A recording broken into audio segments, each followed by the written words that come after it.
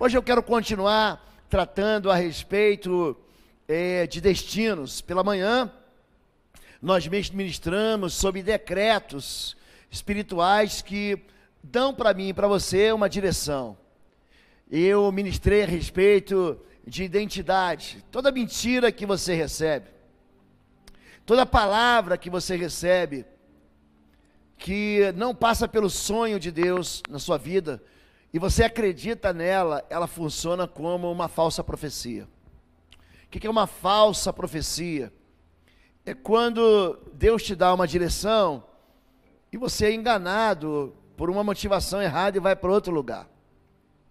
Quando eu recebo um nome, quando você recebe um nome, você recebe junto com o seu nome um destino. Então você dá um nome, quando Adão deu nome aos animais, quando ele disse para o elefante que o elefante era elefante, ele limitou o elefante, porque o elefante não voa. Você já viu o elefante voar? O único elefante que voa é o Dumbo, lá no desenho animado. Mas elefante não voa, por quê? Porque ele está destinado a ser um mamífero que vai andar na terra lá na África.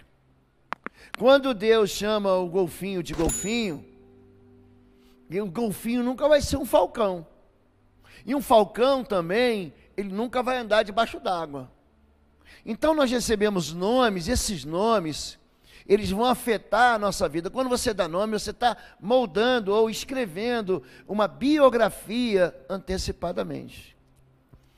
Eu disse, quando você chama o teu filho de Emerson, naquele tempo da década de 70, você estava lembrando de quem? De um vencedor, Emerson Fittipaldi, o cara das pistas. Quando você chama o seu filho de Edson, você estava lembrando de quem? Do Pelé. Você está dando para ele uma notícia de que ele pode ser um vencedor. E Deus, ele tem um nome para mim e para você, ele tem um destino para a gente. Só que a vida, as pessoas perto da gente, muitas vezes têm uma maneira muito cruel de nos diminuir, de nos apelidar, segundo o nosso humor. Os anões que andavam com a Branca de Neve recebem nomes. Aí, dependendo do humor, aquele ali é o feliz. Dependendo do humor, aquele ali é o zangado.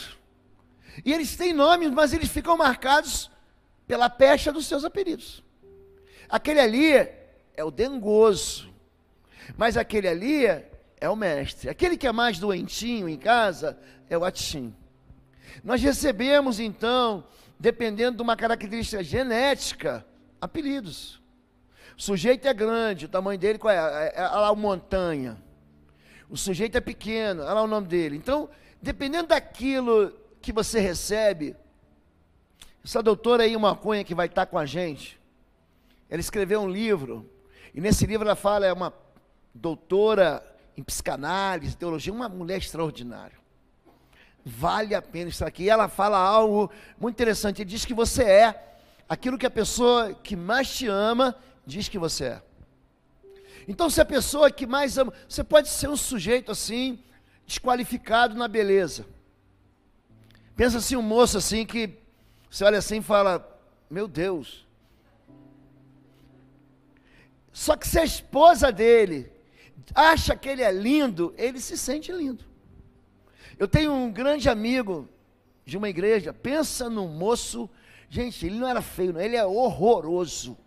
E o homem não acha homem bonito, não acha não, olha, não acha, ele vai olhar assim e falar assim, e se ele é muito bonito, você fala assim, isso aí não sei não. Mas pensa num moço muito feio, casado com uma moça muito bonita, mas muito bonita, eu fiquei olhando assim, mas meu Deus, ela deve ser cega.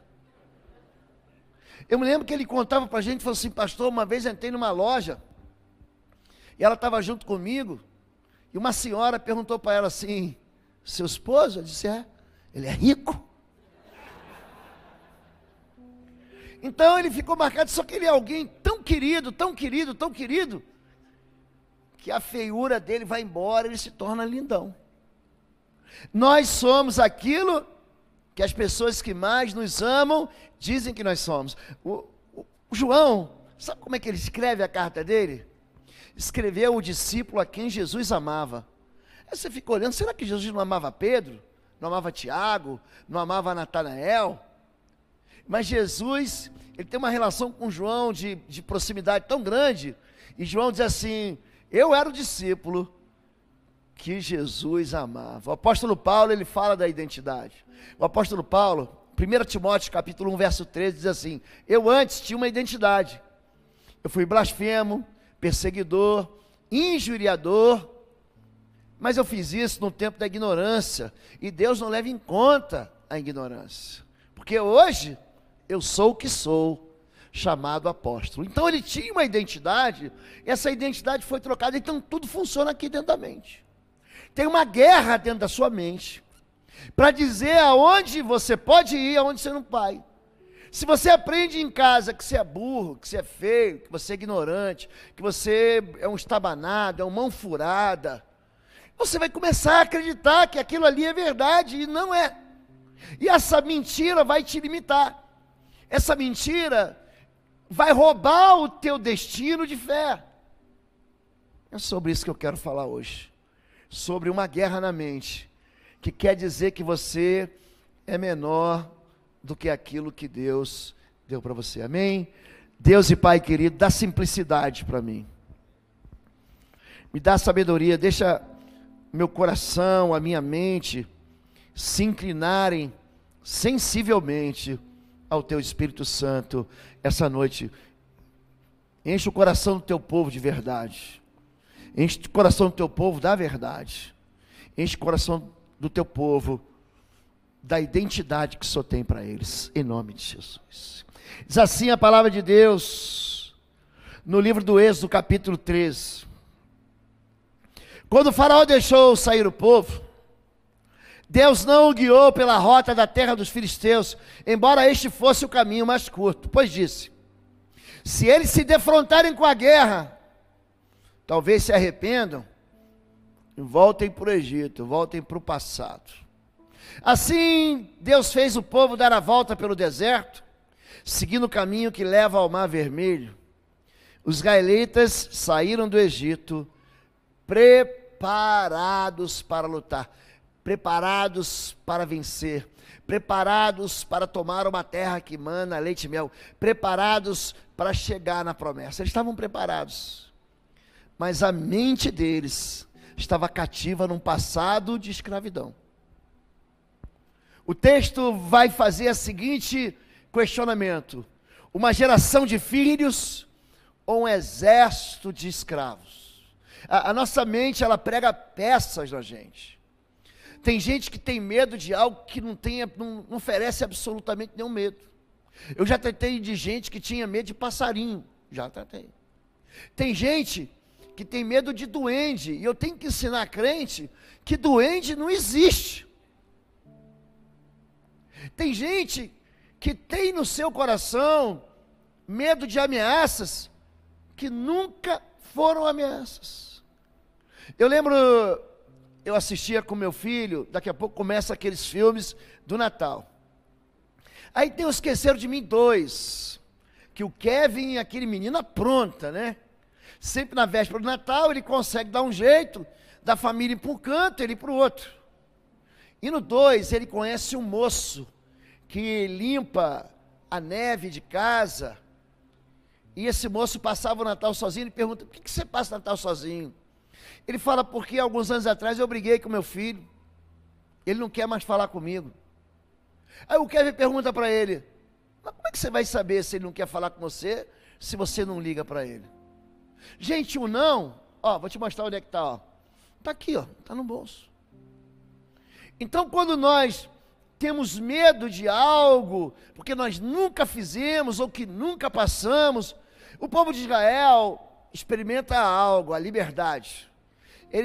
O faraó manda eles embora, e eles vão caminhando, só que Deus, ele fala assim: esse povo tem uma realidade de escravidão entranhada há 400 anos na sua alma.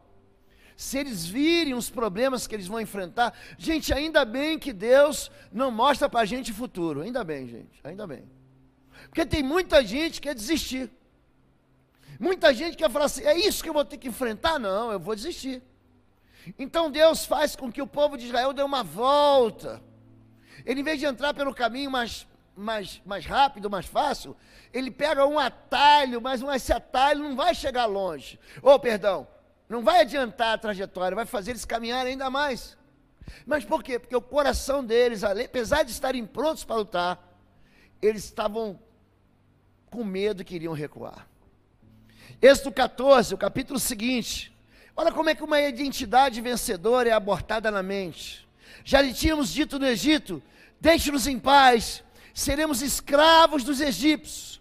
Antes ser escravos dos egípcios do que morrer no deserto. É aquela pessoa que acha, ou que desconfia, que Deus só tem o pior para ela. Então a vida dela é horrível. A solidão dela, a experiência financeira, a experiência que ela tem é sempre uma expectativa de derrota. Aí alguém fala assim: não, nós vamos avançar, nós vamos crescer, nós vamos multiplicar, nós vamos abrir filial. Olha, o meu filho, que esse menininho aqui que você está olhando, ele vai ser alguém especial para Deus, vai ser um homem de bem, vai ser um homem bom, vai ser um profeta de internações. Você fala: não vai dar não, não vai dar não. E quando você começa a sonhar, e que você começa a inflamar, você começa a intoxicar a igreja com a tua alegria, a tua família com a tua esperança, os teus negócios, a tua empresa, você começa a contaminar todo mundo com essa esperança. Vai ter gente que vai falar assim: não, eu já avisei, eu avisei que não ia dar certo. Olha, era melhor a gente ter ficado. Eu estava lendo a história de um restaurante aqui em Curitiba chamado Au Au. Quem mora aqui conhece. Gente, eles dizem é o melhor cachorro quente da cidade ou do mundo. E é muito bom mesmo, prensadão, com queijo, né? Eles misturam frango. Esse é um negócio que você já começa que o nome da salsicha é outro. É Vina. Mas é bom demais. Mas como é que ele começa aquilo ali? Ele começa com uma carrocinha. Ele começa com uma carrocinha na esquina que vende cachorro quente. Você fala: olha lá o pipoqueiro. Quem imaginou, gente, que a pipoca ia ser a pipoca hoje? Você imaginou, gente? Você vai no Cinemark, você vai no cinema hoje, você compra a pipoca pelo preço de um rim. Você fala: ou compra a pipoca ou paga a parcela do meu carro. Não é, gente? E o sujeito está te vendendo pipoca, e é impossível você ir para o cinema sem que teu filho fale: não, quero a pipoca. Mas não é verdade? Mas tudo isso começou com o quê? Com um negocinho pequeno. E aí um dia falou assim: não, essa pipoca aqui que a gente vende a R$2, pô, bora vender a 50? Eu te falei, era melhor a gente ficar com a carrocinha de pipoca na esquina. Então tem gente que vai viver no deserto, tem gente que tem uma realidade no seu coração de derrota, está tão entranhada quando você fala assim: bora sonhar que a gente vai longe.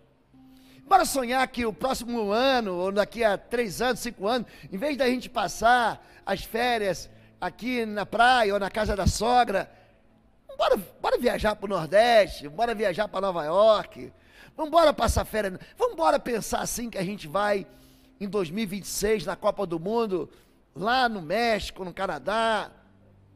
Ele fala: não, eu não consigo. Então, tem muita gente que não entra na terra da promessa. Por quê?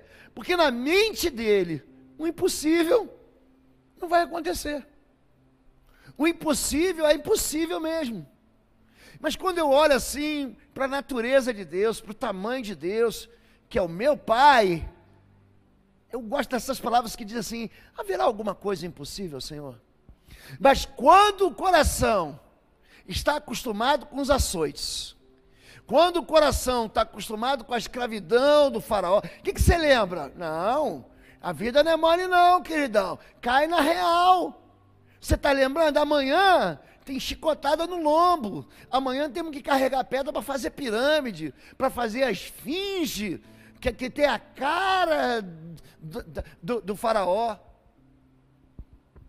Mentalidade que não sonha com a liberdade.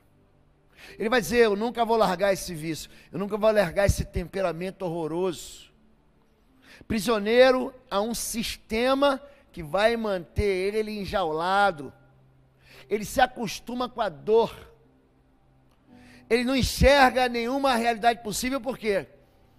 Porque ele está com uma bola de ferro, ele está com uma corrente que segura ele lá atrás.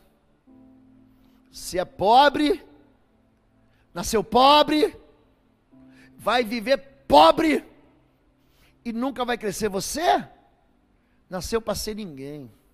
Teu nome é não pai. Esse é o nome de Abraão, não pai. Você nunca vai ser. Você está doido? Com 75 anos, como é que é? Deus falou para você que você vai ser pai de nações? A tua mulher está caindo pelos pedaços já. E aí Deus ainda para piorar, espera até os 99 anos. Fala, Deus, o senhor está de brincadeira.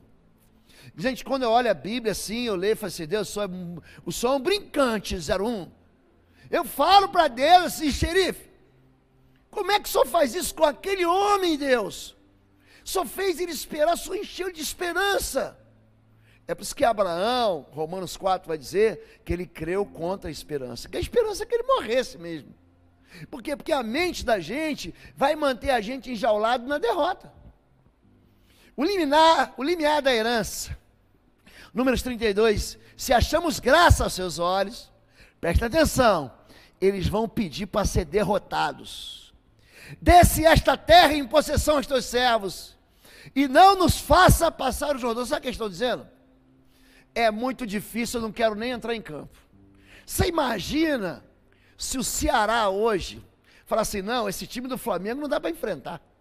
Eu não vou perder de WO.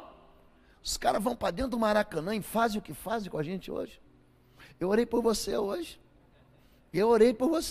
Falei, quando você derrota, ou está derrotado, antes da guerra começar, é quando você vê o gigante e fala assim, não dá para mim, e eu nem vou discutir, eu nem vou bater boca, eu nem vou chegar lá para... Gente, não dá para competir.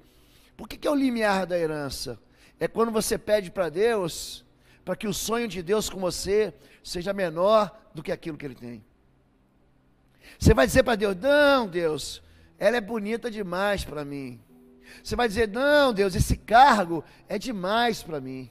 Essa promoção, esse sonho, não cabe dentro da minha mente. Então você está dizendo para Deus, deixa eu morar aqui do Jordão. Eu sei que a terra que manda leite e mel está ali, ó, está do lado de lá. É só atravessar o Jordão, mas vamos combinar aqui, Deus. Vai ser tão difícil atravessar esse Jordão. Deixa eu ficar aqui. E tem 3 tribos, ou 2 tribos e meia, Ruben, Gade e metade da tribo de Manassés. Escuta isso, nunca atravessaram e entraram na terra prometida. Você sabia disso? Não nos faça passar o Jordão. O Jordão é o rio que separa o deserto da fertilidade, que separa a secura da multiplicação. Quem fica do lado de cá do Jordão é alguém que vai experimentar os ataques violentos dos inimigos. Pode ser contaminado pelos princípios contrários a Deus. Em vez dele passar por lá de lá para experimentar o melhor, a mente dele diz, não vai dar. Identidade desmantelada, Daniel 1, de 3 a 7. Então, o rei ordenou que Aspenaz, chefe dos oficiais da sua corte, trouxesse algum dos israelitas da família real e da nobreza. Presta atenção no perfil do sujeito. Ele fala assim, estou abrindo vaga na empresa. Presta atenção no perfil. A moça fala assim, eu tenho o sonho do príncipe encantado. Olha o sonho. Eles são filhos da realeza, não é filho ali do Zé Ninguém da esquina, ele é filho da realeza. Pega os filhos da realeza, da nobreza, jovem, não é velho da lancha, jovens sem defeito físico, está entendendo? Os caras eram sarados, de boa aparência, ou seja, feio não entra aqui. Olha como é que Deus está falando hoje. Cultos inteligência, a cultura. O sujeito pode ter muita cultura e ser, não sei, inteligente, mas que dominasse vários campos do conhecimento. O sujeito conhece a língua portuguesa, ele conhece a língua inglesa, ele sabe se comportar à mesa, ele sabe separar as taças, os talheres para todo tipo de comida, ele sabe se assentar, ele sabe se posicionar, se comportar num meio, no outro.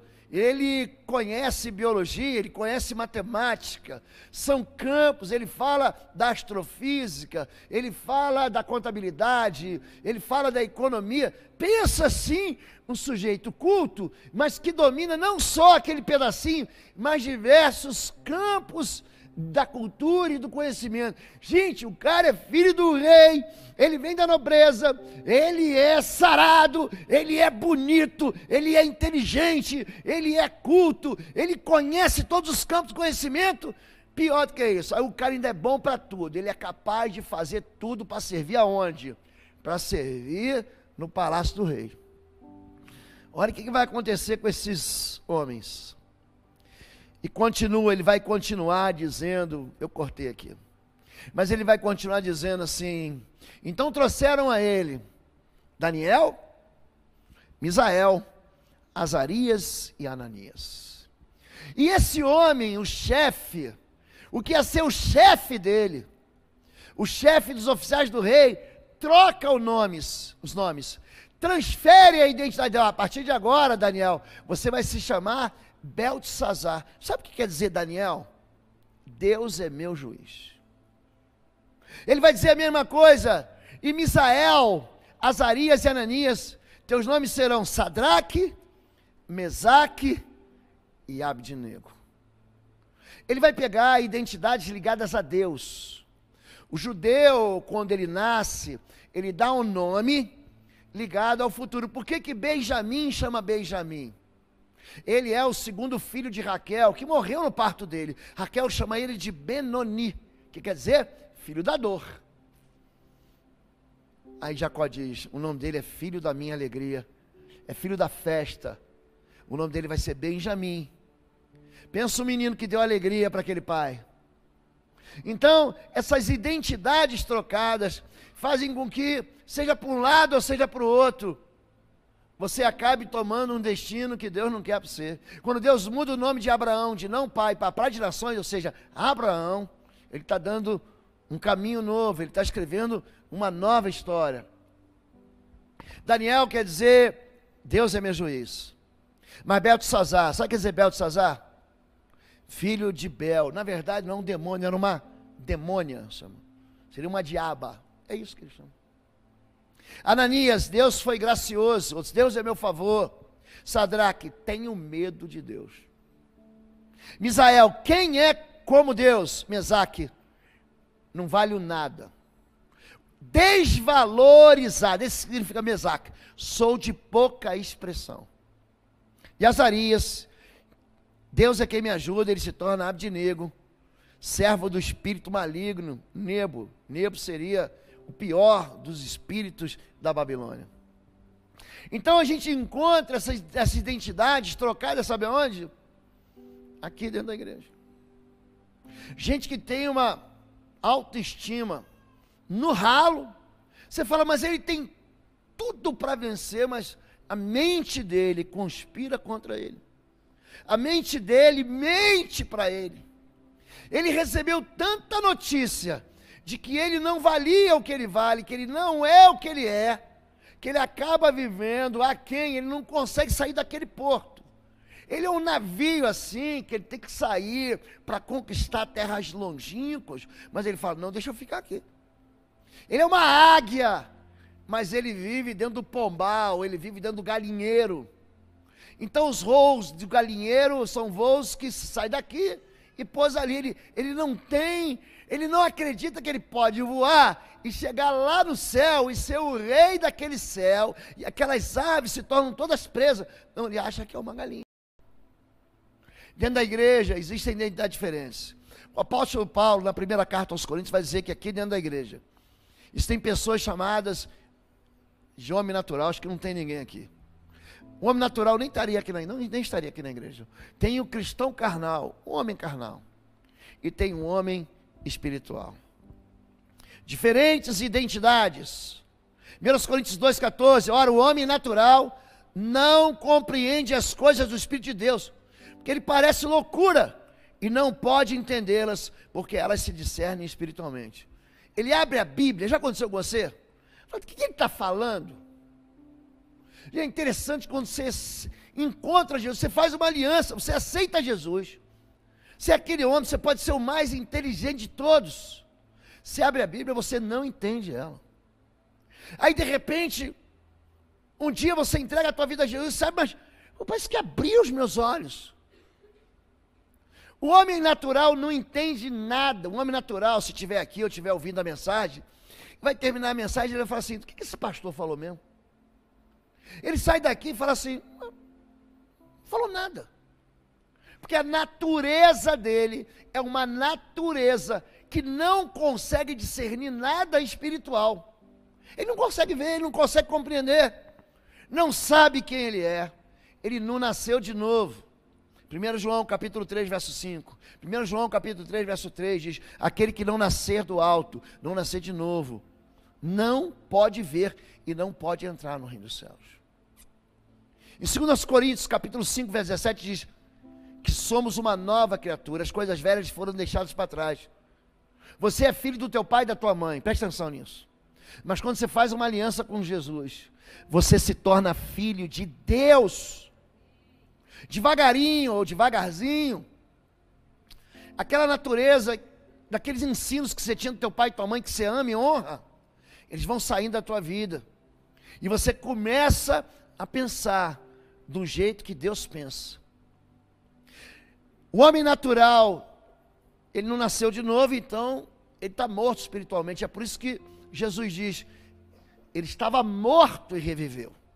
Esse meu filho, na parábola dos filhos pródigos, dos dois, ele estava morto e reviveu, ele estava morto nos seus pecados e delitos. Efésios capítulo 2, verso 10. Não entende, não discerne, e nem aceita. Como é que você pode ser tão inteligente? Você está numa igreja de crente, fizeram lavagem cerebral em você, ele não entende. Ele não vai compreender a tua fé. Ele não vai compreender porque que o mundo está se despedaçando e você mantém tua esperança. Ele não vai entender porque você está vivendo um casamento sofrido e você está com esperança. Ele não vai entender porque o sujeito está na beira da morte, está internado numa UTI e ele tem esperança de ser curado de uma enfermidade que o diagnóstico diz não tem cura. Ele não vai entender isso. Ele está entregue ao pecado, não tem poder para vencer o pecado e não consegue viver de forma agradável a Deus. Por quê? Sem fé é impossível agradar a Deus. Mas tem uma segunda identidade da igreja. É o chamado cristão carnal ou homem carnal. Aí é 1 Coríntios capítulo 3, de 1 a 3. Dei-lhes leite, não alimento sólido, pois vocês não estavam em condições de recebê-lo. De fato, vocês ainda não estão em condições, porque ainda são carnais. Ele está falando no crente que se converteu, mas não cresceu. Oi, gente, um rápido intervalo. Você que ainda não é membro, seja membro do canal para nos abençoar. Dá um like, compartilha. E se você quer crescer em libertação e batalha espiritual, vai lá na nossa loja www.institutoexodo.com. Os nossos livros estão lá que vão fazer você crescer nessa área e se tornar um valente na batalha. Deus te abençoe. Ele é um infantil. Ele é um bebezinho. Sabe aquele crente, ele tem 1 ano, 2 anos, 3 anos, 5 anos, 10 anos, 20 anos, mas ele não resolve as coisas no espírito. Se é para resolver, eu vou lá, pastor, e eu boto o dedo na cara dele. Eu vou lá e vou fazer aquele barraco na assembleia da igreja. Eu vou lá e vou dizer, aqui você vai ver quantos paus se faz essa canoa. Carnal. Em Gálatas capítulo 5 fala sobre as obras da carne. As obras da carne são manifestas. E aí no meio tem confusão, tem briga, tem peleja. Ele não confia em Deus não. Ele confia, sabe o que? No braço da carne dele, na inteligência dele. Eu vou dar um golpe. Ele está achando que igreja é um lugar, é uma organização que está mergulhada numa cultura carnal. Mas não, a igreja pertence ao Senhor. Igreja que cresce é igreja saudável, igreja que não cresce é igreja adoentada, é igreja carnal. Vive uma crise de identidade, ele é crente. Já viu quando tem aqueles escândalos? Ué, mas ele não era crente, gente. É um crente carnal. Que uma hora ele está com, fala, o pé na igreja, a cabeça no mundo. É o crente Edmundo. Ele aqui na igreja é uma benção, mas fora da igreja, ele esquece que é crente, ele não entende. Gente, vou desafiar você, nós tivemos aqui o encontro de homens, há 2 segundas-feiras atrás. E o pastor Igor, ele deu um testemunho, eu pedi para ele pregar para a igreja sobre isso.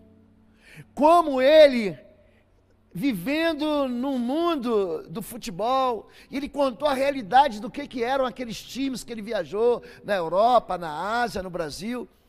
Como ele pode ser crente num ambiente que não tem crente? Como ele pode ser o que ele é, a identidade dele pode continuar sendo o que ele é, sem ele se dobrar a um sistema que todo mundo quer que ele viva do jeito que o diabo gosta. O crente carnal, ele nasceu de novo, mas ele não cresceu. Ele continua um bebê tomando leitinho. Ele vive como se estivesse morto. Você fala, aquele sujeito não é crente? Mas ele parece ímpio. Ele não dá um testemunho. Ninguém onde ele está, o vizinho não sabe, os amigos não sabem, a família não percebe. Tem gente que diz que ele é um agente secreto. Gente, na verdade, ele é só um carnal. Ele entende, ele discerne, mas ele não pratica. Ele é livre para não pecar, mas ele peca. Não, você pode ser libertado, você não precisa mais pecar, mas ele vai lá e peca. Ele pode agradar a Deus, mas se inclina para as coisas da carne, não para as do Espírito. E tem a terceira identidade. O homem espiritual, esse aqui é o cara. 1 Coríntios 2, de 15 a 16, estou falando de você. Você é o cara. Mas quem é espiritual discerne todas as coisas, e ele mesmo por ninguém é discernido. Pensa e vive como filho de Deus. Eu sou filho de Deus, querido. Eu não me misturo com essas coisas. Não coloco meu nome em lista para pecar. Eu não vou pecar. Eu participo de tudo. Eu vou na festa, eu me divirto, eu vou na praia, eu ando de bicicleta, passeio nos parques, eu posso ir em estádio de futebol, mas não me convida para pecar, não. Porque ali eu vou manifestar a glória de Deus. Quer comais, quer bebais, ou façais qualquer outra coisa, você faz para a glória de Deus. Você tem que ser o quê? O sinal do reino onde você vai. Quem é aquele ali? Quem é aquela ali? É alguém que venceu na mente uma batalha. Foi alguém que venceu na mente, sabe a sua verdadeira identidade. Nasceu de novo, continua em crescimento, está vivificado em Cristo, entende, discerne mais, pratica, caminha rendido ao Espírito, não vive pecando, porque se deixa dominar pelo Espírito. Carne e Espírito, eles brigam dentro da gente, eu já expliquei isso, ó. Aqui dentro de mim, e aí dentro de você, existe uma guerra civil. É uma guerra que não extrapola os domínios de nós mesmos. A carne batalha contra o Espírito, e o Espírito contra a carne, para você não fazer o que você tem que fazer.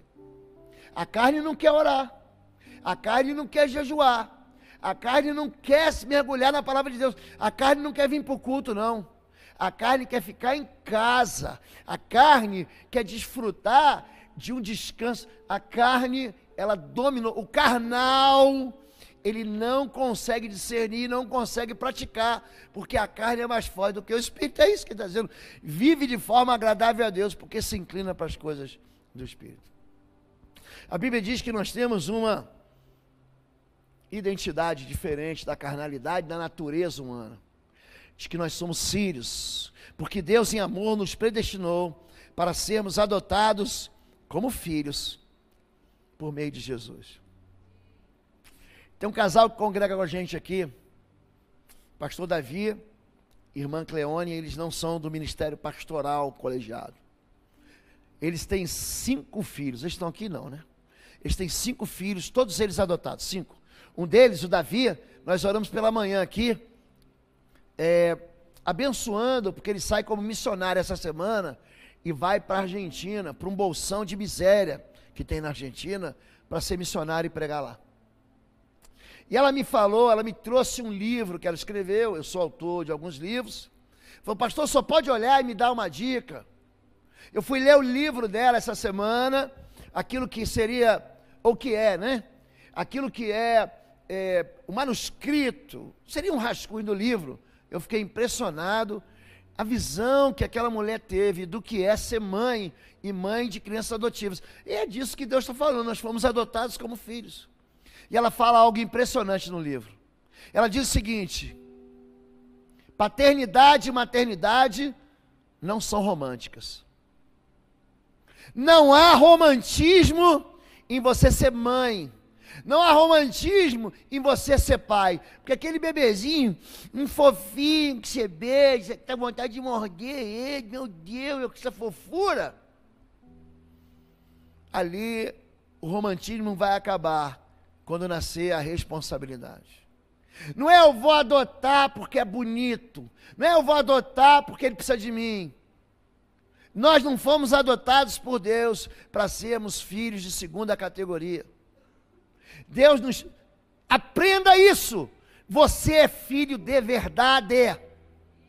A autoridade que Jesus tem, você tem. O Espírito de Jesus, a mesma quantidade, a mesma unção, está dentro de você. O reino de Deus, gente, não é algo que você vê com... Jesus fala, não acredito quando o reino de Deus está aqui ou está lá. O reino de Deus está em vós. Gente, dentro de mim é o Espírito, e dentro de mim tem o mesmo Espírito que está em você. Então quando você começa a se diminuir, quando você começa a dizer, não, mas ele é melhor, ele é maior, gente, isso é uma mentira, isso é uma falsa profecia. Você é filho como eu sou filho. A Bíblia diz que nós somos filhos de um pai, e porque vocês são filhos, gente, eu amo Gálatas 4:6. Deus enviou o vosso coração o Espírito do seu Filho, para que você chame Deus de papai. Abba, pai, ele é o meu pai, eu tenho uma intimidade com Deus. Deus sempre me ouve. Sempre me ouve. Ele sempre ouve a minha voz. Não fica pensando que Deus não ouve. Deus ouve você. Só que essa identidade foi roubada. Gente, o mundo, Satanás, o sistema mundano, é um trombadinha. Sabe o trombadinha que encosta em você e leva a tua identidade, leva a tua carteira?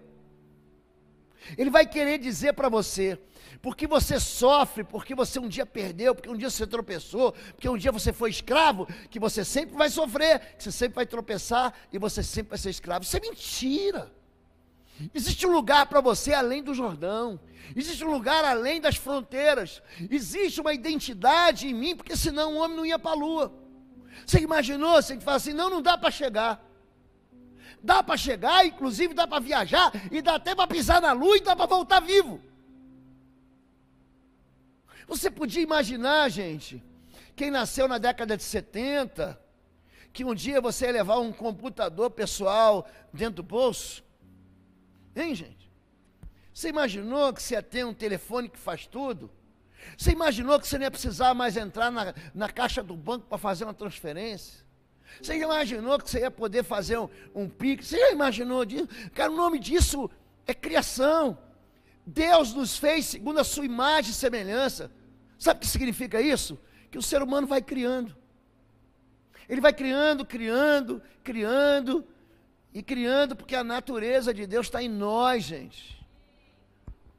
Verdadeira identidade. Amados, olha que texto maravilhoso. Agora, somos filhos de Deus. Agora, quem é filho de Deus aí? Levanta a mão. Agora. Tem gente que tem aquele amém falsificado, incrédulo. Agora, diga now. Agora eu sou filho de Deus. Mas vai acontecer algo aqui, hein? E ainda não se manifestou o que havemos de ser. Mas sabemos que quando ele se manifestar, seremos semelhantes a ele, pois o veremos como ele é. Se prepara, meu irmão. Você é filho hoje, mas vai vir um dia que você vai ganhar um upgrade.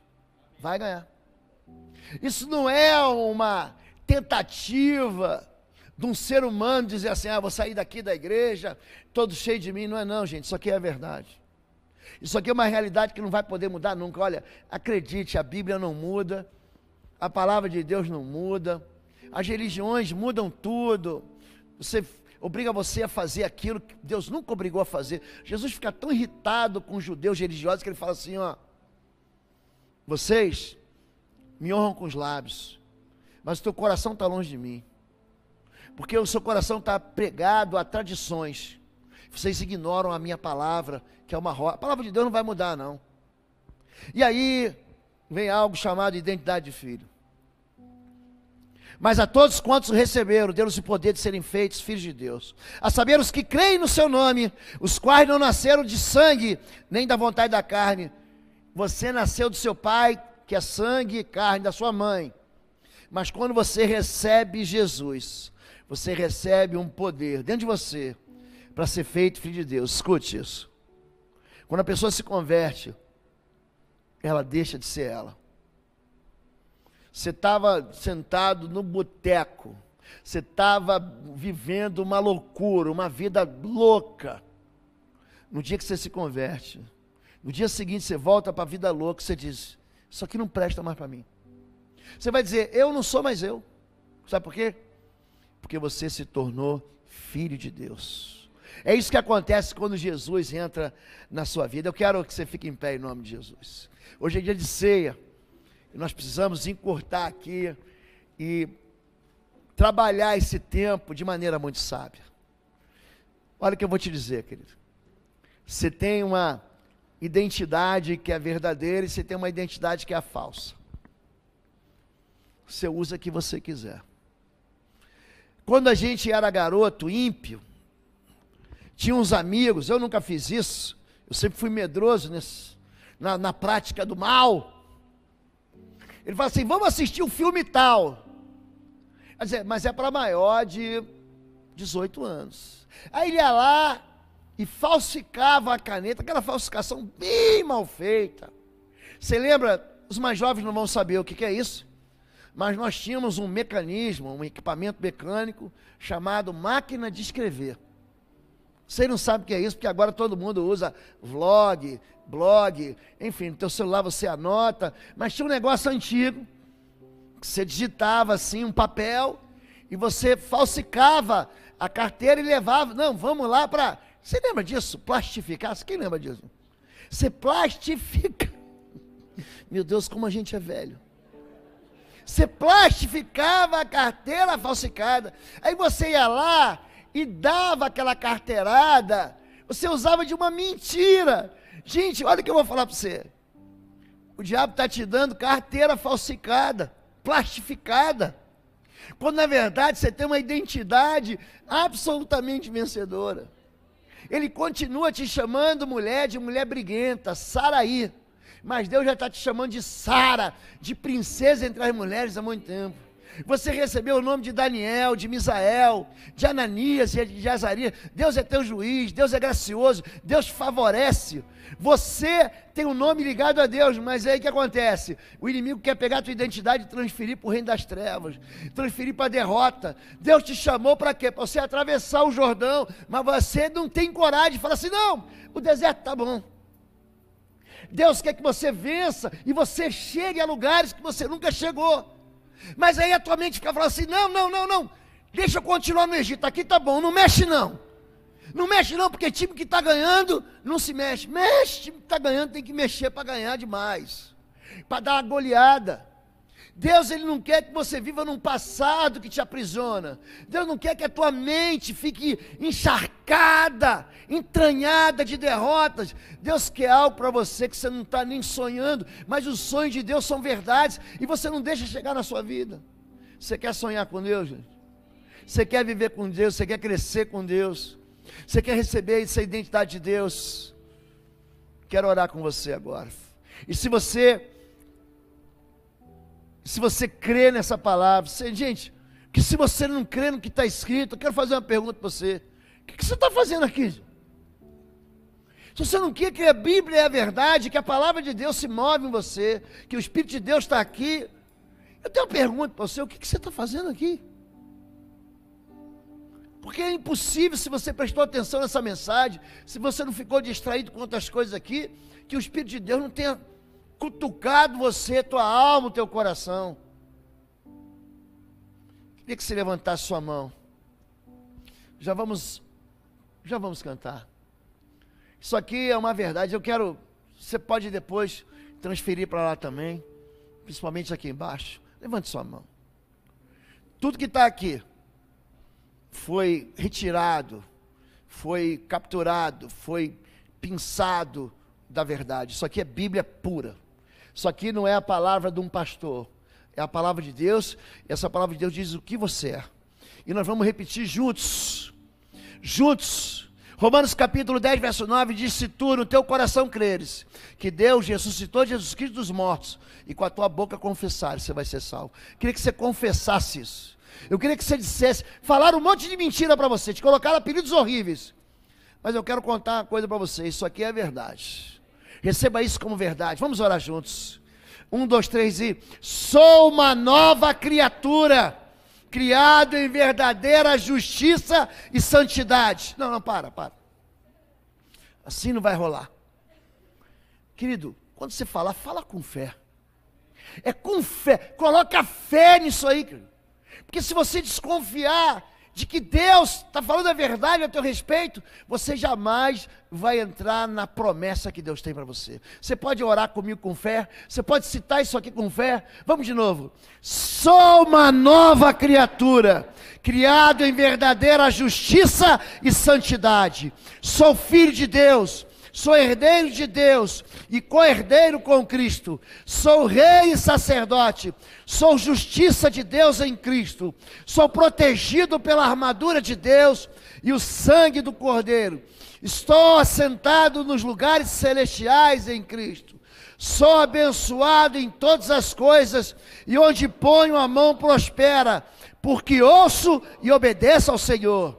Sou santificado em Cristo, sou mais do que vencedor, sou luz do mundo e sal da terra, sou geração eleita, sacerdócio real, nação santa, povo de propriedade exclusiva do Senhor. Lá em cima, sou morada de Deus no Espírito, santuário de Deus na terra, sou forte porque o Senhor é a força da minha vida, e maior é aquele que está em mim do que aquele que está no mundo. Sou amado de Deus, precioso aos seus olhos, sou livre de toda condenação, do domínio do pecado e de toda maldição. Sou livre do poder do diabo, pois fui transportado do reino das trevas para o reino de luz. Sou curado pelas pisaduras de Jesus, sou guardado pelos anjos de Deus. Eu sou tudo quanto a Bíblia diz que eu sou. Essa é a verdade.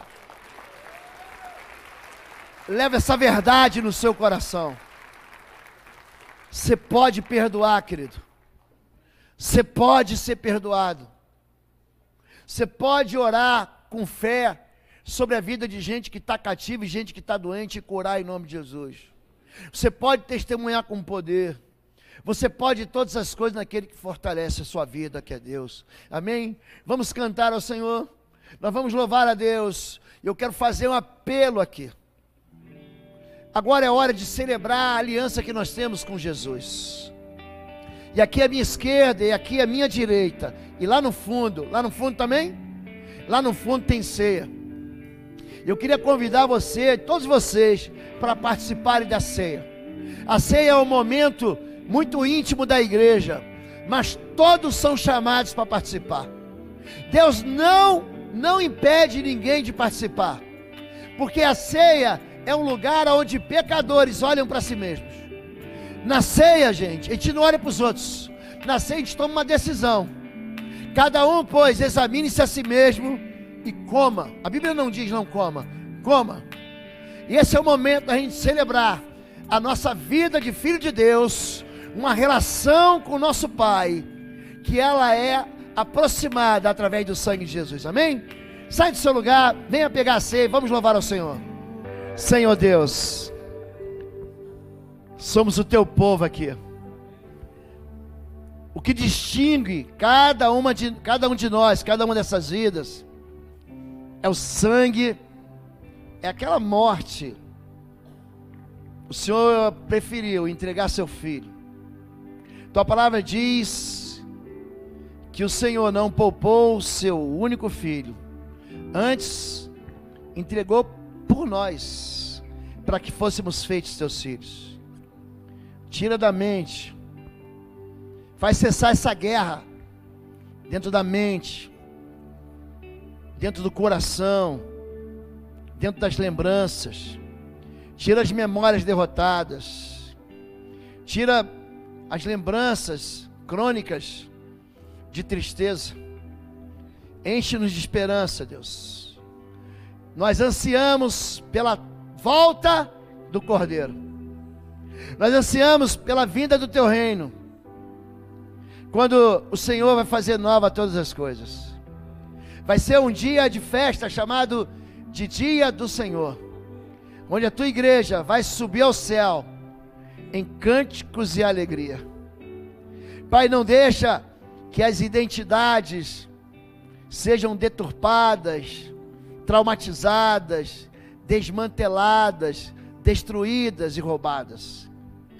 Mantenha o nosso coração certo de que o Senhor é o nosso paizão, que o Senhor é o nosso Pai, somos Teus filhos, que o Senhor está sempre com os ouvidos inclinados, que o Senhor tem sempre para a Tua igreja, para o Teu povo, para os Teus filhos, um caminho de esperança, um caminho de conserto, um caminho de restauração, em nome de Jesus, amém?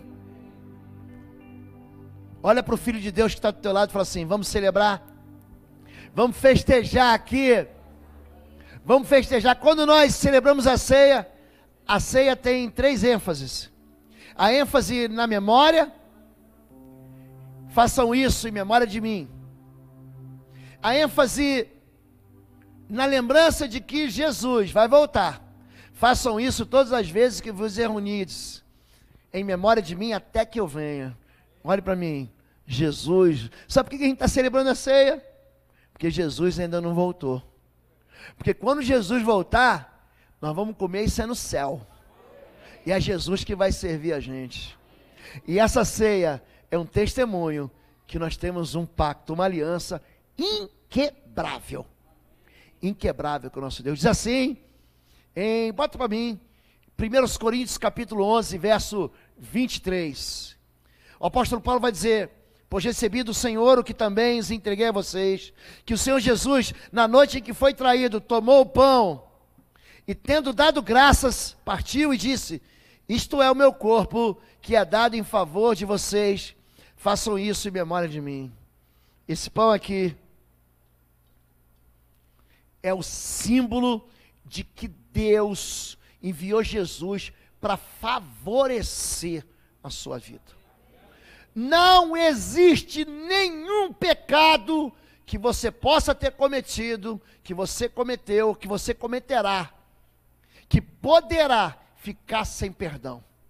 Se você está aqui, querido, você não pecou contra o Espírito Santo, você não blasfemou contra o Espírito Santo. Se você está aqui, é porque você é filho de Deus. Nós damos graças, Deus, por esse pão, que representa o corpo de Jesus, que foi esmagado, que foi moído, que foi executado naquela cruz, em nome de Jesus. Pode comer o pão.